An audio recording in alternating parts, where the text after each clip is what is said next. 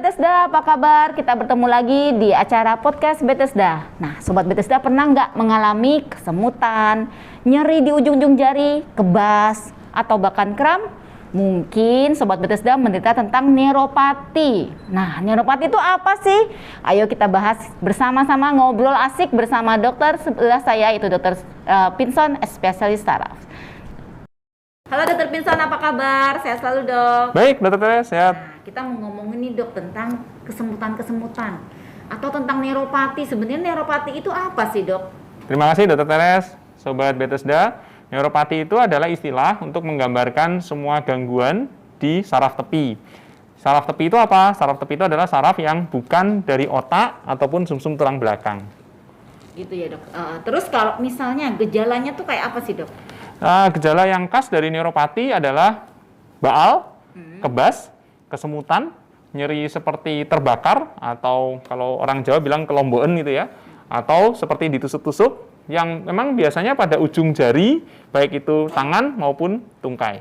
Oh gitu ya dok. Jadi tapi bisa selain di tangan tungkai untuk menderita seperti itu dok? Oh, sangat bisa. Beberapa kasus itu ada di saraf kranial ya, bisa jadi kesemutannya di wajah gitu. Itu bisa terjadi. Bisa juga terjadi. Ya, dok, ya, luar biasa. Nah itu kasusnya banyak nggak sih dok di daerah kita praktek sehari-hari gitu? Kasusnya sangat banyak ya. Coba kita tanya pada Sobat Bethesda, siapa yang nggak pernah merasa kesemutan? Oh, pasti semua orang pernah merasa kesemutan. Siapa yang nggak pernah ngerasa kebas, baal gitu ya.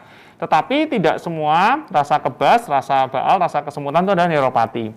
Tetapi kami punya penelitian di Rumah Sakit Bethesda, itu 1 di antara 4, Dr. Teres, 1 di antara 4 orang dewasa itu mengalami neuropati. Mungkin tanpa sadar ya dok ya? Banyak apa memang mereka datang ke Bethesda itu memang karena memang sadar bahwa oh mereka tuh kayak neuropati apa gimana nih dok? Seringkali diabaikan ya, diabaikan ya. Jadi ini dianggap sebagai keluhan yang biasa gitu. Pada pasien diabetes, nanti kalau kita bicara neuropati pada pasien diabetes, seringkali pasien diabetes juga mengabaikan karena dia sudah berpikir untuk kelainan-kelainan yang lain. Neuropati itu dianggap sesuatu yang bukan merupakan yang penting ya. Dia mengganggu tapi tidak membunuh mungkin. Betul ya, dia akan lebih concern pada gulanya, fungsi ginjalnya, kemungkinan kematian akibat penyakit jantung atau stroke gitu.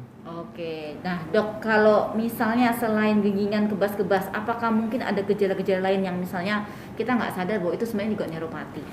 Neuropati itu tergantung sistem saraf yang terkena ya. Jadi ada sistem saraf otonom, sistem saraf sensor, lalu kemudian motor. Kalau yang otonom itu gejalanya yang paling sering misalnya pada penderita diabetes yang sangat awal terjadi adalah impotensi.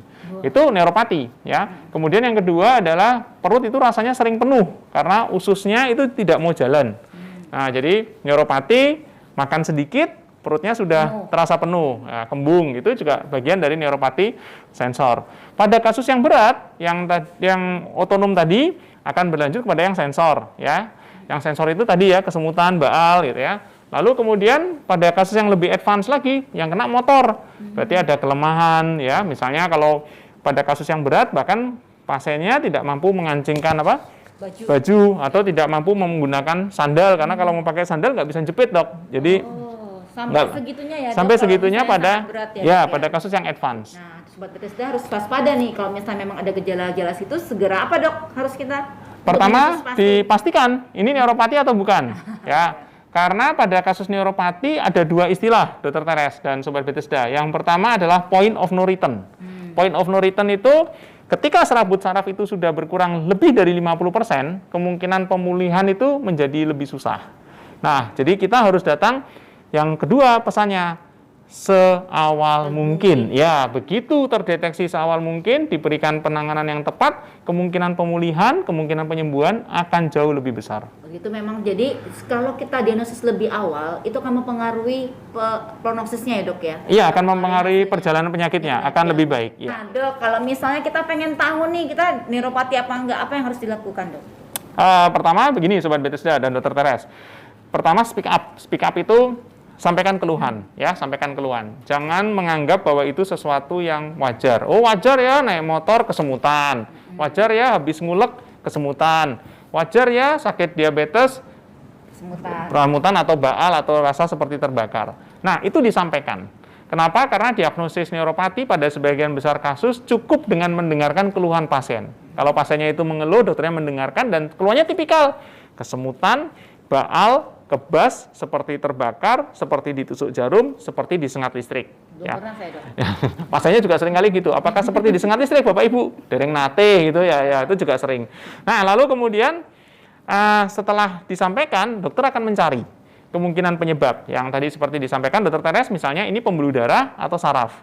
Nah, kami di Rumah Sakit Bethesda punya beberapa alat penunjang, misalnya yang kita sebut dengan elektroneurofisiologi ya. Jadi pemeriksaan electric nerve muscle recording itu ENMG itu bisa untuk memastikan ini benar penyebabnya dari sarafnya atau dari pembuluh darahnya. Sakit nggak, Dok, itu, Dok? Enggak sih, pemeriksaannya sangat simpel. Beberapa kasus anak-anak juga diperiksa itu.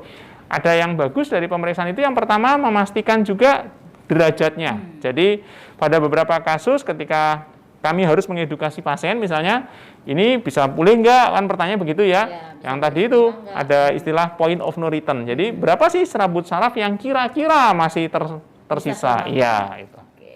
Selain itu, Dok, apakah ada pemeriksaan lain penunjangnya, Dok? Tentu, yang seringkali yang juga mungkin Dokter Teres kerjakan adalah orang mencari penyebab ya, termasuk tadi ya defisiensi. Jadi pemeriksaan vitamin ya di Rumah Sakit Bethesda kita bisa ya periksa vitamin D misalnya, kadar vitamin B12 atau periksa homocysteine sebagai gambaran dari kekurangan vitamin B12. Kenapa itu menjadi penting? Karena kalau benar penyebabnya diketahui, maka pengobatan terhadap penyebab tadi bisa menjadi lebih terfokus. Berarti bisa ya, Dok, diobati ini ya, Dok? Sangat bisa diobati. Bisa diobati? Tergantung penyebabnya.